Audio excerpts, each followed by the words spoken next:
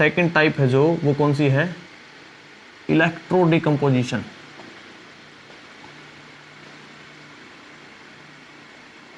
Electro decomposition chemical reactions. अब देखिए, जो ब्रिलियंट स्टूडेंट्स होते हैं, जो अच्छे स्टूडेंट होते हैं, वो तो डेफिनेशन बना लेंगे। बोलो इलेक्ट्रो डिकम्पोजिशन, तो क्या होगा डेफिनेशन? डेफिनेशन होगी those decomposition reactions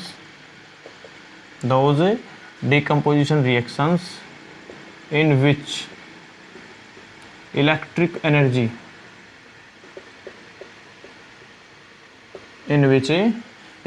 energy is used for decomposition of reactant, कि जो अपना रिएक्टेंट है उसको तोड़ने के लिए अगर इलेक्ट्रिक एनर्जी का यूज किया गया है in the form of electricity और इलेक्ट्रिक करंट, तो उस रिएक्शन को बोलेंगे हम इलेक्ट्रो डिकम्पोजिशन। अब एग्जांपल से हम इसको समझते हैं। एग्जांपल है इसका इलेक्ट्रोलाइसिस ऑफ वाटर, बहुत ही इंपॉर्टेंट है। इसका जो एग्जांपल है वो क्या है? Electrolysis of water.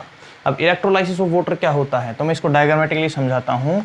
मान लीजिए हमने वाटर लिया और वाटर को हमने एक बिकर के अंदर इस तरह से, एक बिकर हमने ले रखा था, ये लीजिए।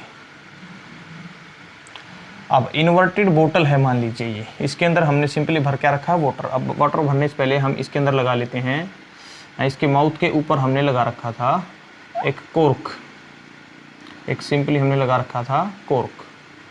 तो ये हमने इसका जो माउथ है वो बंद कर रखा था एक कोर्क के साथ। ये क्या है? सिंपली एक कोर्क। और इस कोर्क के अंदर से हमने, इसके अंदर से दो इलेक्ट्रोड को लगाया। अब इलेक्ट्रोड क्या होती हैं आपको पता है, ये हमने ले ली दो इलेक्ट्रोड्स।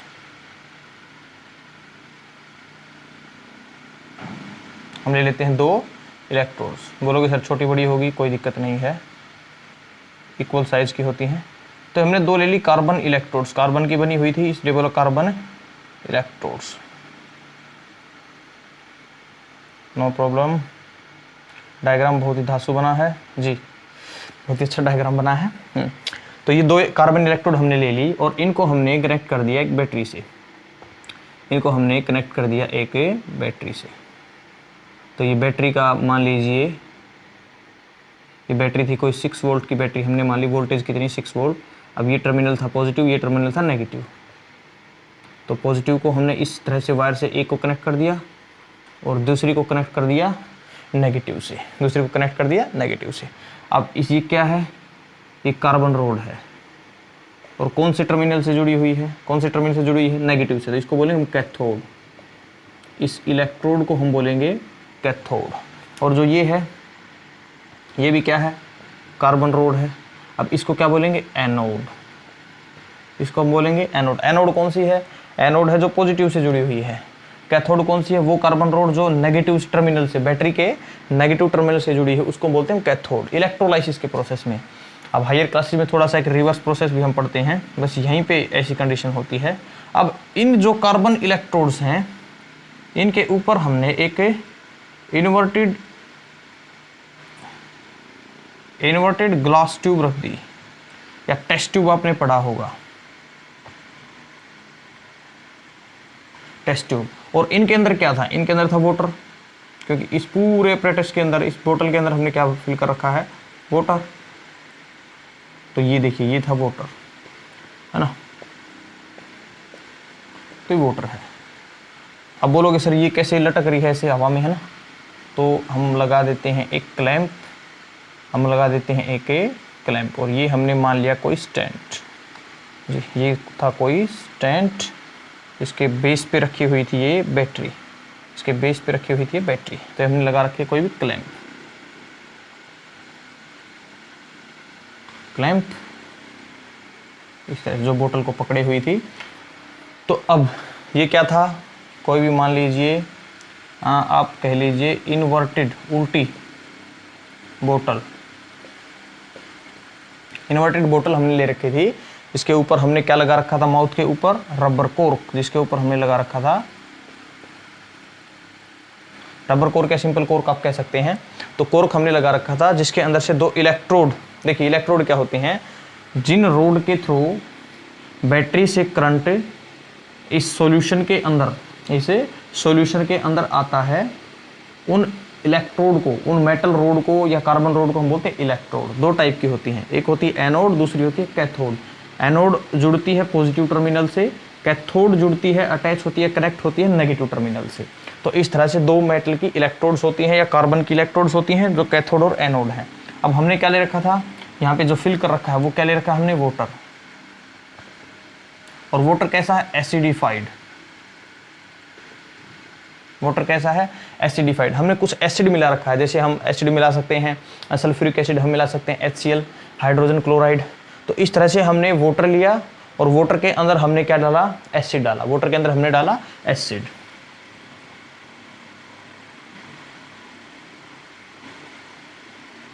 ओके, तो वाटर के हमने अंदर डाला एसिड। अब एसिड क्यों डाला, एसिड क्यों डालते हैं हम, एसिड डालते हैं ताकि वाटर की जो कंडक्टिविटी वो बढ़ जाए। आपने 8th स्टैंडर्ड के अंदर पढ़ा है कि प्योर वाटर इलेक्ट्रिसिटी को कंडक्ट नहीं करता, बट अगर हम वाटर के अंदर कोई एसिड, बेस या फिर साल्ट डाल दें तो उन एसिड, बेस और साल्ट के अंदर जो आयंस होते हैं, उन आयंस की वजह से वाटर के अंदर से इलेक्ट्रिसिटी पास होती है। और हम पढ़ क्या रहे हैं, इलेक्ट्रोलाइसिस ऑफ वाटर। मीनिंग क्या अभी बताते हैं, ये हमने बस डायग्रामेटिकली जो सेटअप होता है इलेक्ट्रोलाइसिस ऑफ वाटर के लिए वो मैंने बनाया है। तो अब हम स्टार्ट करते हैं, इलेक्ट्रोलाइसिस ऑफ वाटर क्या होता है। इसका मतलब होता है ब्रेकडाउन, टूटना, breakdown of water molecule into oxygen and hydrogen gases by passing A electric current, by passing A electric current through water, electric current through water. कि जब भी हम वाटर के अंदर से इलेक्ट्रिक करंट को पास करवाते हैं तो जो वाटर है वो ब्रेक डाउन हो जाता है ऑक्सीजन और हाइड्रोजन के अंदर। वाटर के जो मॉलिक्यूल्स हैं वो ब्रेक डाउन हो जाते हैं किसकी हेल्प से, इलेक्ट्रिक करंट की हेल्प से, या इलेक्ट्रिसिटी या फिर इलेक्ट्रिक एनर्जी की हेल्प से। किस किस के अंदर, ऑक्सीजन और साथ में हाइड्रोजन गैस, ऑक्सीजन गैस और साथ में हाइड्रोजन गैस। तो वाटर के मॉलिक्यूल्स का इलेक्ट्रिक करंट की हेल्प से, इलेक्ट्रिक करंट को पास करवा के ऑक्सीजन और हाइड्रोजन में टूट जाना, उसको बोलते हैं हम इलेक्ट्रोलाइसिस। देखिए जो लाइसिस वर्ड होता है, लाइसिस, ये जो देखिए इसको हम 2 पार्ट में डाल दें तो लाइसिस का मतलब होता है ब्रेकडाउन, और इलेक्ट्रो जो वर्ड है इसका मतलब होता है इलेक्ट्रिक करंट।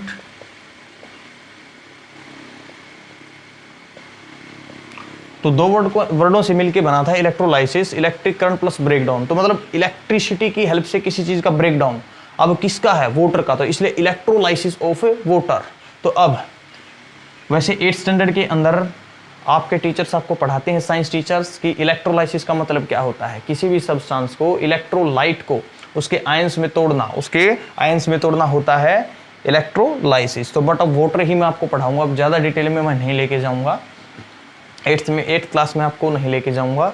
तो वाटर एसिडिफाइड। अब मेन पॉइंट लिख देते हैं कि for electrolysis of water, for electrolysis of water acid, base और salt are added in water, in a water. क्यों, to increase its conductivity, to increase its conductivity. आपसे exam में बहुत 1 मार्क्स के अंदर एक क्वेश्चन पूछा जाता है कि वाटर के अंदर इलेक्ट्रोलाइसिस करने से पहले एसिड बेस या फिर साल्ट डाला जाता है। पहले पूछें क्या डाला जाता है, एसिड बेस और साल्ट। बोला क्यों डाला जाता है, ताकि उसकी कंडक्टिविटी बढ़ जाए, उसके अंदर से इलेक्ट्रिसिटी पास होने लग जाए। अब बढ़ती क्यों है? Because of ions of these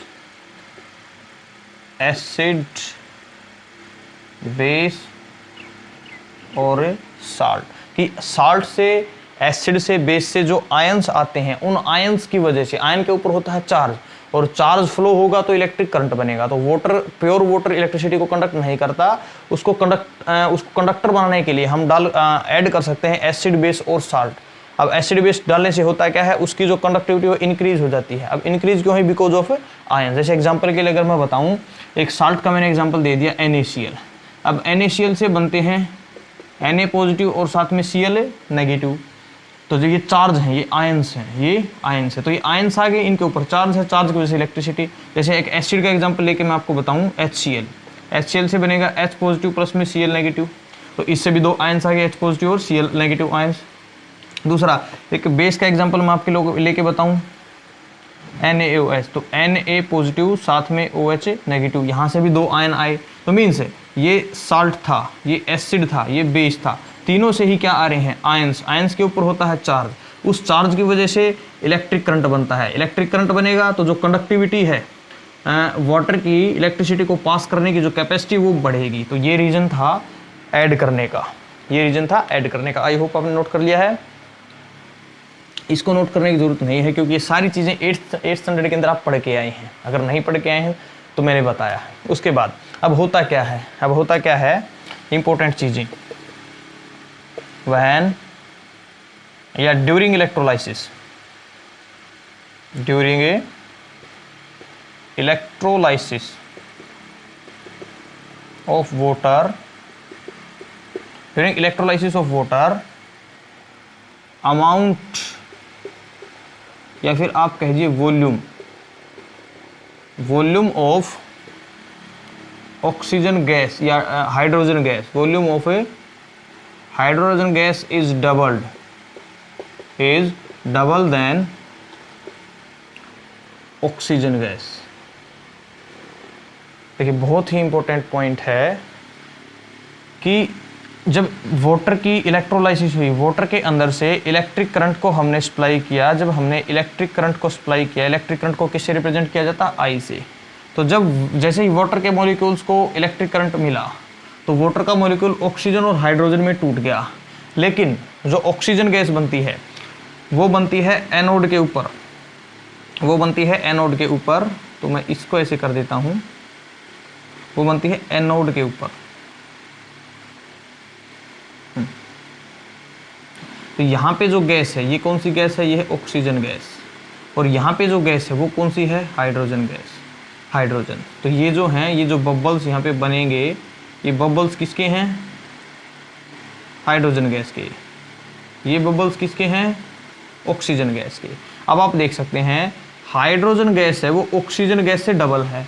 oxygen कौन सी इलेक्ट्रोड पे आई है? जो पॉजिटिव से जुड़ी हुई है, मीन्स कौन सी पे? एनोड। और नेगेटिव से जुड़ी हुई को हम क्या बोलते हैं? कैथोड। कैथोड पे कौन आई है? हाइड्रोजन। Very important points. तो जब भी इलेक्ट्रोलाइसिस होती है वाटर की तो वो टूटती है ऑक्सीजन और हाइड्रोजन में। ऑक्सीजन गैस की जो वॉल्यूम है या अमाउंट है वो हाफ होती है किससे? हाइड्रोजन गैस से। हाइड्रोजन गैस की डबल होती है ऑक्सीजन को अगर देखें, या फिर हाइड्रोजन को देखें तो ऑक्सीजन की क्या होती है? हाफ। तो means during electrolysis of water amount और volume of hydrogen gas is double than oxygen gas. Because, ऐसा क्यों है? Because water molecule contain 2 atom of hydrogen but 1 atom of oxygen,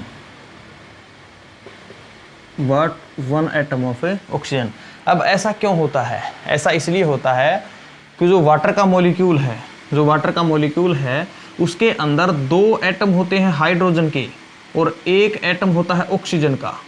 देखिए वाटर के एक मॉलिक्यूल के अंदर हाइड्रोजन के कितने एटम हैं? 2। ऑक्सीजन के कितने एटम हैं? 1। तो इसीलिए हाइड्रोजन कितनी बनेगी? डबल। ऑक्सीजन कितनी बनेगी? सिंगल। तो इसीलिए इस रिएक्शन को जब हम बैलेंस करते हैं तो हम इसको कैसे लिखते हैं 2H2O इस तरह से। देखिए अब हाइड्रोजन कितनी होगी 4, हाइड्रोजन कितनी है 4, ऑक्सीजन कितनी है 2, ऑक्सीजन कितनी है 2, ऑक्सीजन यहाँ पे भी कितनी है 2। तो इस तरह से अभी हम देख सकते हैं कि जब हमने वाटर के दो वॉल्यूम्स को, वाटर के दो मॉलिक्यूल्स को ब्रेक डाउन किया तो ऑक्सीजन के कितने मॉलिक्यूल्स बने 1, हाइड्रोजन के कितने मॉलिक्यूल्स बने 2। तो हाइड्रोजन डबल है, ऑक्सीजन सिंगल है। During electrolysis of water amount of और volume of hydrogen gas is double than oxygen gas. ऐसा क्यों है? बिकॉज वाटर का जो मॉलिक्यूल्स है, देखिए यहाँ पे R मैंने नहीं लिखा, बिकॉज वाटर का जो मॉलिक्यूल है contains 2 atoms of hydrogen but 1 atom of oxygen. तो इस ये रीजन होता है। अब इसमें लिख लेते हैं एक पॉइंट और कि oxygen is produced at A anode because oxygen ions has negative charge, therefore move towards positive electrode,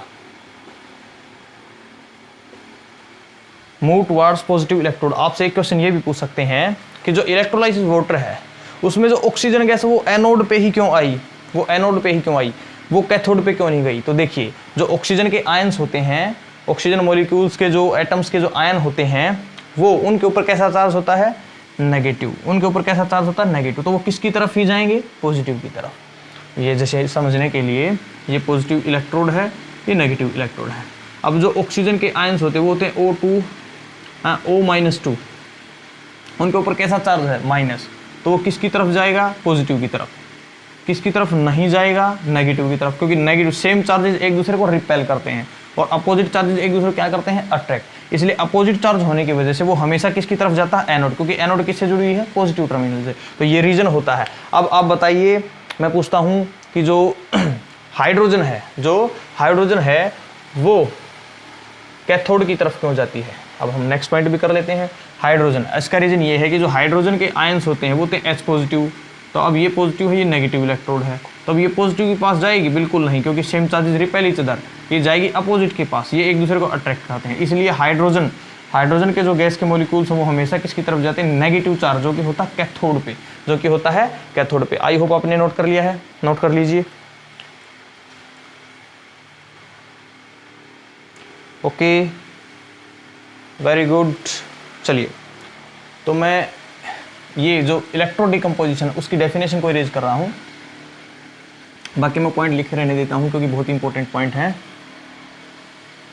okay, चलिए नेक्स्ट पॉइंट देखिए, जो फोर्थ पॉइंट है मैं वो यहाँ पे लिखता हूँ कि hydrogen gas is produced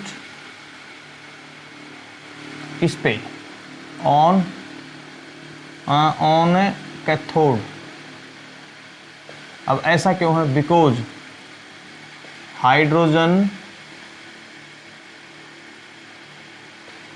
ions have positive charge. अब उससे क्या हुआ? देयरफॉर मूव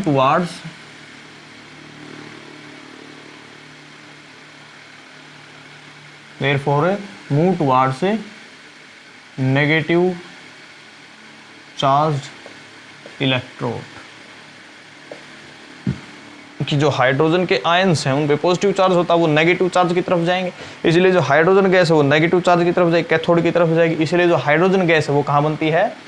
कैथोड के ऊपर। ऑक्सीजन कहाँ बनती है? एनोड के ऊपर। तो ये बहुत ही इंपॉर्टेंट क्वेश्चन आपसे पूछे जाते हैं इलेक्ट्रोलाइसिस ऑफ वाटर से। तो जितने भी पॉसिबिलिटीज थी क्वेश्चन की वो मैंने करवाई है। डायग्राम भी आपके सामने है, तो डायग्राम से आपको समझ आ रहा है कि वाटर लिया, उसके अंदर एसिड मिलाया और वाटर के अंदर दो हमने मेटल इलेक्ट्रोड ली ताकि हम इलेक्ट्रिक करंट को पास करवा सकें और उनको जोड़ा बैटरी के टर्मिनल से। जिस इलेक्ट्रोड को हमने पॉजिटिव टर्मिनल से जोड़ा उसको हमने एनोड नाम दिया, जिसको हमने नेगेटिव से जोड़ा उसको हमने कैथोड नाम दिया। और इलेक्ट्रिक करंट के पास होते जो वाटर के मॉलिक्यूल्स थे वो ब्रेक डाउन हो गए ऑक्सीजन और हाइड्रोजन गैस में।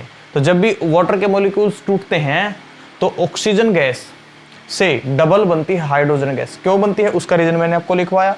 कौन सी गैस कहाँ बनती है उसका रीजन मैंने आपको रहा है। तो ये था इलेक्ट्रोलाइसिस ऑफ वाटर। तो आप सिंपली मेरे को मीनिंग बताएं कि what is the meaning of electrolysis of water. Means क्या है, इलेक्ट्रिक करंट की हेल्प से वाटर को तोड़ना, वाटर के मॉलिक्यूल को तोड़ना हाइड्रोजन और ऑक्सीजन गैस में, इसको बोलते हैं electrolysis of water.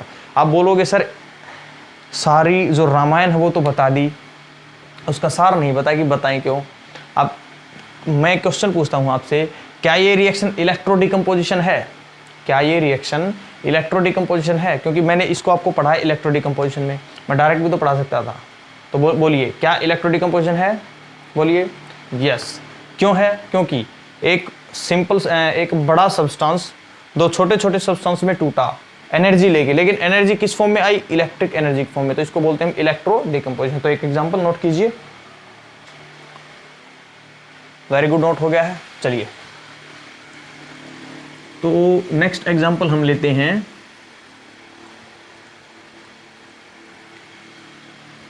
Next example कौन सा लें?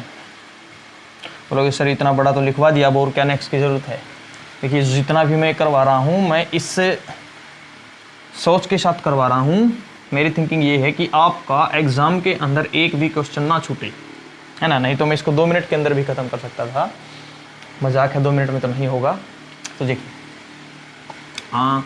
नेक्स्ट एग्जांपल हम लेते हैं इलेक्ट्रो डिकम्पोजिशन का। Example number 2, decomposition.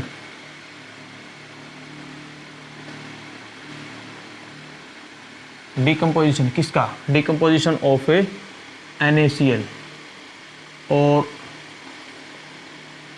Aluminium oxide. देखिए जब भी हम NaCl को कैसी स्टेट में ले लेंगे? मोल्टन। NaCl जो नमक है उसको हमने पिघला लिया। कितने टेम्परेचर में पिघलता? Approximate 801 degree Celsius, 801 degree Celsius पे अगर हम नमक को, सिंपल नमक को, NaCl को, साल्ट को हीट कर दें 801 डिग्री सेल्सियस पे, तो वो लिक्विड बन जाएगा। उसको बोलते हैं मोल्टन स्टेट। इंपॉर्टेंट है मोल्टन, एक्वस नहीं है। और इसके अंदर से क्या पास करवाएं? Electric current. इसके अंदर से हम क्या पास करवाएं? Electric current. तो ये बनता है सोडियम प्लस में क्लोरीन, सोडियम प्लस में क्लोरीन। तो सोडियम जो होती है वो होती है लिक्विड स्टेट में। यहाँ पे जो सोडियम बनती है कैसी स्टेट में? लिक्विड स्टेट में। जो क्लोरीन है वो कैसी स्टेट में? गैसियस स्टेट में। अब बैलेंस कर लेते हैं। 2NaCl 2NaCl2, ये रिएक्शन होगी बैलेंस, क्योंकि बैलेंस करके लिखने होते हैं। अब इनमें क्यों लिखवा रहा हूँ मैं?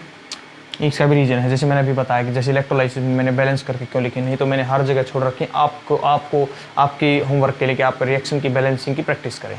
तो अब देखिए अब होता क्या है, जो Na है वो कहाँ पे बनती है? वो बनती है एनोड पे, वो बनती है कैथोड पे। Na है जो वो कहाँ बनती है? कैथोड पे। और जो क्लोरीन है वो कहाँ बनती है? एनोड पे। फिर से रीजन क्या होता है? कैथोड पे क्यों बनती है? Because Na positive ions have positive charge. और ये उस पे एनोड पे क्यों बनती है? Because chlorine ions have negative charge. और कैथोड पे कैसा होता है? नेगेटिव। एनोड पे कैसा होता है? पॉजिटिव। तो पॉजिटिव जाएगा नेगेटिव के पास, नेगेटिव जाएगा पॉजिटिव के पास। तो आपको ये ध्यान रखना। अब हर बार डायग्राम बना के तो मैं बताऊंगा नहीं। तो ये था NaCl का। ऐसे ही दूसरा एग्जांपल लेते हैं, Al2O3 एल्यूमिनियम ऑक्साइड। इसको भी हमने पास करवा किससे? Electric current. अब ये भी कैसा था? मोल्टन। ये भी कैसा था? मोल्टन।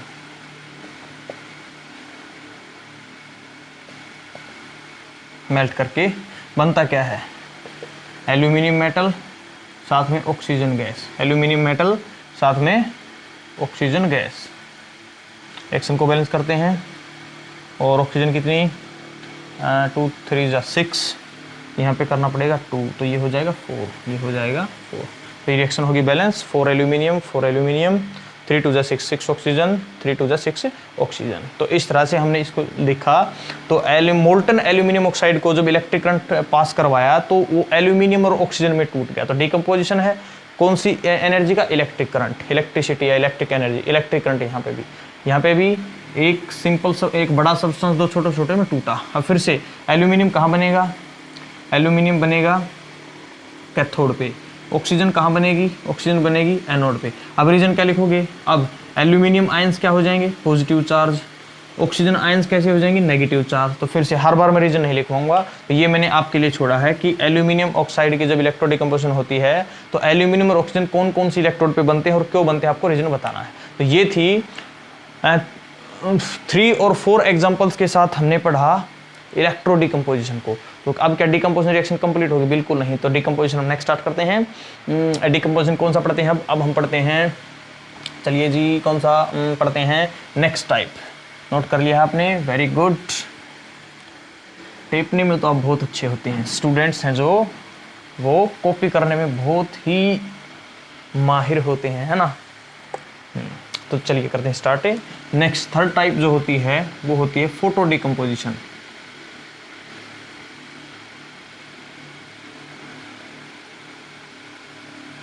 अब देखिए नेम से ही आपको पता लग रहा है, फोटो डिकम्पोजिशन केमिकल रिएक्शंस। कौन सी रिएक्शन होंगी, दोज केमिकल रिएक्शन या फिर those decomposition reaction,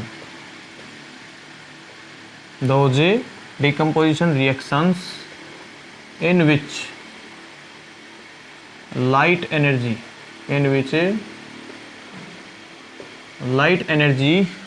is used for decomposition, किसका, डिकम्पोजिशन ऑफ रिएक्टेंट।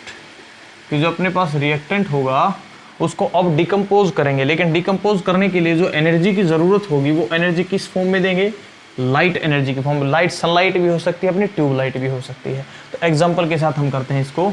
एग्जांपल जैसे AgCl, सिल्वर क्लोराइड को अगर हम सनलाइट में छोड़ दें, अगर उसके ऊपर धूप पड़ती है, सन की लाइट पड़ती है, तो वो टूट जाता है। Ag silver metal plus chlorine gas, balance कर लेते हैं। क्लोरीन 2 है तो 2 क्लोरीन के लिए, वेरी गुड। Ag कितना हो जाएगा, 2। तो ये था AgCl, सिल्वर क्लोराइड टूटता है, सिल्वर मेटल साथ में क्लोरीन गैस। अब जो क्लोरीन गैस है वो कैसी होती है, वो होती है येलोइश ग्रीन, पीले हरे रंग की होती है, सिंपली ग्रीन कलर ही इसका मानते हैं। और सिल्वर जो मेटल है ये क्या है, सिल्वर मेटल। अब इसका जो कलर होता है वो होता है greyish white, greyish white colour की ये मेटल बनती है। और जो सिल्वर क्लोराइड होता है वो कैसा होता है, वाइट। जो सिल्वर क्लोराइड है वो कैसा होता है, वाइट। तो जब हमने सिल्वर क्लोराइड को एक चाइना डिश के अंदर, एक प्लेट के अंदर मान लीजिए, उसको सनलाइट के अंदर छोड़ा तो वो टूट गया। टूटा किसमें, सिल्वर मेटल साथ में क्लोरीन गैस। क्लोरीन गैस कैसे क्वेश्चन पूछते हैं, कौन से कलर की होती है, येलोइश ग्रीन। सिल्वर मेटल कौन से, ग्रेइश वाइट। और इनको तोड़ने के लिए किसकी, कौन सी एनर्जी की यूज किया गया, सनलाइट, मींस लाइट एनर्जी। और लाइट जहां पे लग जाए वहां पे वर्ड लगता है photo, photo means light energy. तो रिएक्टेंट की डिकम्पोजिशन के लिए जो एनर्जी यूज की गई, लाइट एनर्जी। उसके बाद नेक्स्ट एग्जांपल हम लेते हैं, AgBr को हम तोड़ देते हैं, सिल्वर ब्रोमाइड को, किसकी हेल्प से, सनलाइट की हेल्प से, सनलाइट की हेल्प से। और बनता क्या है, वही फिर से Ag मेटल, कैसी फॉर्म में, सॉलिड फॉर्म में, साथ में ब्रोमीन, साथ में ब्रोमीन। तो जो ब्रोमीन है Br2 की फॉर्म में क्या होती है, गैस। तो अब जो बनता है जो सिल्वर का फिर से कलर क्या होगा, यही लिख रहा हूँ देखिए मैं, ग्रेइश वाइट। बट ब्रोमीन का होता है रेड ब्राउन, या ब्राउन भी लिख देते हैं। ब्रोमीन जो गैस है वो बनती है रेड ब्राउन के अंदर। और जो सिल्वर ब्रोमाइड है उसका कलर कैसा होता है, ये लिख देता हूँ मैं, क्या है ये, सिल्वर ब्रोमाइड। ये है सिल्वर ब्रोमाइड, कैसा कलर होता है, पेल येलो। कई बार आपसे पूछते हैं सिल्वर ब्रोमाइड का कलर कैसा होता है, पेल येलो। अच्छा फॉर्मूला बताइए, AgBr, रिएक्शन को बैलेंस कर लेते हैं। Br2 है तो Br2 कर देते हैं, वेरी गुड। और यहाँ पे भी कर देते हैं, Ag रिएक्शन होगी बैलेंस, क्योंकि आपको बैलेंस ही करके लिखनी है। सिल्वर ब्रोमाइड पेल येलो से बनता है रेड कलर की गैस, कौन सी होती है, ब्रोमीन। साथ में बनती है सिल्वर मेटल, कैसा कलर होता है, ग्रे से वाइट। तो ये 2 एग्जाम्पल मैंने बताए जिनमें रिएक्टेंट को डिकम्पोज करने के लिए जो एनर्जी यूज की वो सनलाइट की फॉर्म में, therefore photo decomposition, therefore these reactions are called as a photo decomposition. तो आई होप आपको ये क्लियर है। अब जो दोनों ही रिएक्शन है, ये दोनों ही रिएक्शन है, इनको यूज किया जाता है, these two reactions are used in black and white. These two reactions are used in a black and white photography.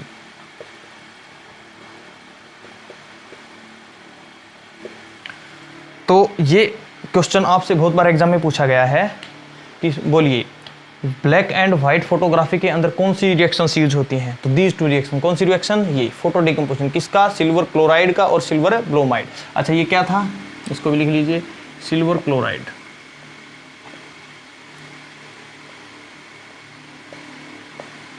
कैसे कलर का था, व्हाइट कलर का। कैसे कलर का था, व्हाइट कलर का। तो ये थी फोटो डिकम्पोजिशन, जिनके अंदर हमने रिएक्टेंट को तोड़ा, किसकी हेल्प से, एनर्जी की हेल्प से। कौन सी एनर्जी, लाइट। कौन सी लाइट, सनलाइट। कौन सी लाइट, सनलाइट। तो ये थी फोटो डिकम्पोजिशन। तो ये था डिकम्पोजिशन रिएक्शंस। तो अब हम बस डिकम्पोज रिएक्शन को कंप्लीट करते हैं। वीडियो है जो काफ़ी लंबी हो चुकी है, तो चलिए इसकी टाइप्स लिख लेते हैं, इसको नोट कीजिए। वेरी गुड, नोट कीजिए, बहुत अच्छे नोट हो गया है, बहुत बढ़िया, वेरी गुड। चलिए अब हम लिख लेते हैं यूजेस, कि जो डिकम्पोजिशन रिएक्शंस हैं उनका यूज़ कहाँ कहाँ होता है। Where are decomposition reactions are used. तो बोलिए, मैं लिखता हूँ यूजेज, इसके uses of decomposition chemical reactions, uses of decomposition chemical reaction. तो मैं पहला पॉइंट लिखता हूँ, in obtaining metals like a sodium and aluminium etcetera. बोलिए क्या मैंने गलत लिखा है। हमने एक रिएक्शन देखी थी जहाँ से हमारे को कौन सी मेटल मिली थी, सोडियम मेटल और साथ में एल्यूमिनियम। तो सोडियम एल्यूमिनियम जैसी मेटल्स को ऑब्टेन करने के लिए उनके ओर से यूज़ किया जाता है डिकम्पोजिशन रिएक्शन का। और उसके बाद हम क्या यूज़ कर सकते हैं, इन डाइजेशन ऑफ फूड, ये भी तो लिख सकते हैं नाम, in digestion of food. In digestion of food, food के डाइजेशन में क्या था, जो कार्बोहाइड्रेट हैं वो टूटते हैं किसके अंदर, ग्लूकोज के अंदर। तो डिकम्पोजिशन रिएक्शन है। उसके बाद हम बात करते हैं रेस्पिरेशन के अंदर, ग्लूकोज टूटता है किसके अंदर, कार्बन डाइऑक्साइड और साथ में ऑक्सीजन के अंदर। तो इन डाइजेशन ऑफ फूड। अच्छा और क्या लिख सकते हैं, इन रेस्पिरेशन। बोलिए,